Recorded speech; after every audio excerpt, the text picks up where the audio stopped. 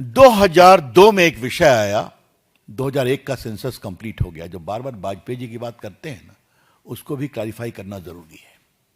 उस समय एक बहुत आशंका प्रकट की गई कि पॉपुलेशन पर करेंगे 2001 में तो दक्षिण भारत के तो स्टेट्स का पॉपुलेशन कम हो गया है, क्योंकि वहां परिवार नियोजन काफी हुआ है, तो हम तो सफर कर जाएंगे। तो वहां पर एक निर्णय किया गया 2001 में, वो ये था कि also until the relevant figure for the first census taken after the year 26 has been published, it shall not be necessary to readjust. The allocation of seat in the House of the People to the state shall be on the basis of 1971 census. तो संविधान में बंदिश लगाई गई कि 2026 के census होने तक 1971 के सेंसस पे ही चलेगा। ये 543 सीट 1971 के सेंसस की है। जो माननीय अमित शाह जी ने कल कहा, उस समय देश की आबादी थी 54 करोड़, आज देश की आबादी है 140 करोड़।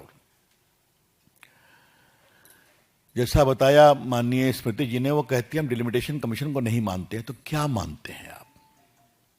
अब जरा हम आते हैं 2023 के कानून पर। 2023 के कानून में लिखा हुआ है, वो भी पढ़ना जरूरी है। Article 334, notwithstanding anything in the foregoing provision so and so, the provision of the Constitution relating to reservation of seats for women in the House of the People and of the Assembly shall be come into effect after an exercise of delimitation is undertaken for the purpose of after relevant figure for the first time is taken after the commencement of the Constitution amendment.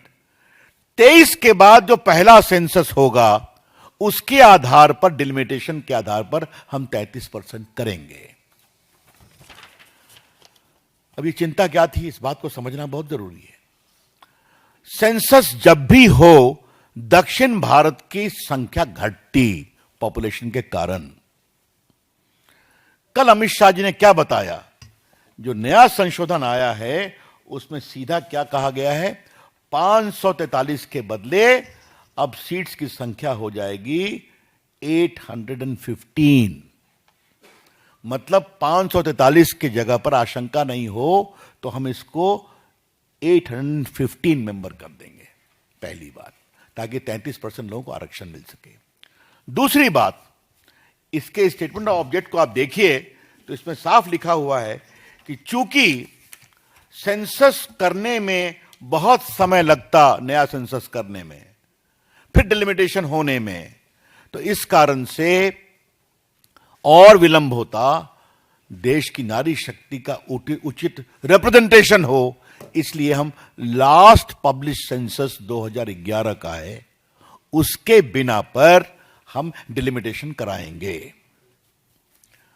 इसमें क्या गलत है भाई? आज मैं एक पीड़ा के साथ अपनी प्रेस शुरू करना चाहता हूं। सामान्यतः मैं प्रियंका गांधी पर कुछ नहीं बोलता, क्योंकि राहुल गांधी पर काफी कुछ बोलने को है जो बोलना पड़ता है। आज शायद पहली बार उन पर मैं टिप्पणी कर रहा हूं। क्या कहा उन्होंने अपनी प्रेस में कि महिला का इस्तेमाल करना चाहते हैं? क्या देश की नारी इस्तेमाल का विषय है? और ये कांग्रेस पार्टी की एक वुमन एमपी जो उस प्रीमियर परिवार से आती है, वो बोल रही है। ये कौन सी भाषा है? The woman of India is a commodity जिसका इस्तेमाल हो सकता है।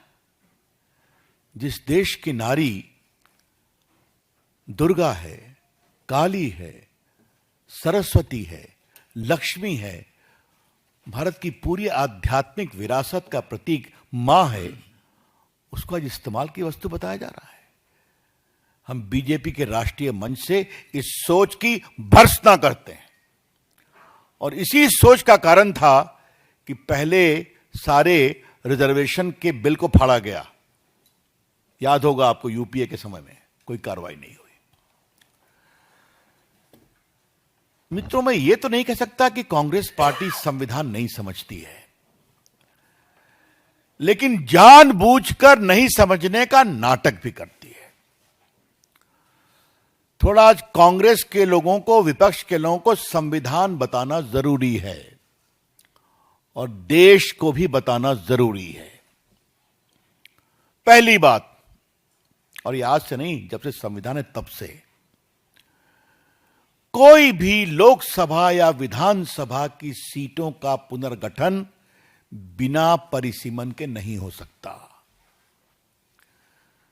No revision of seats in the Lok Sabha or the Vidhan Sabha is possible without delimitation.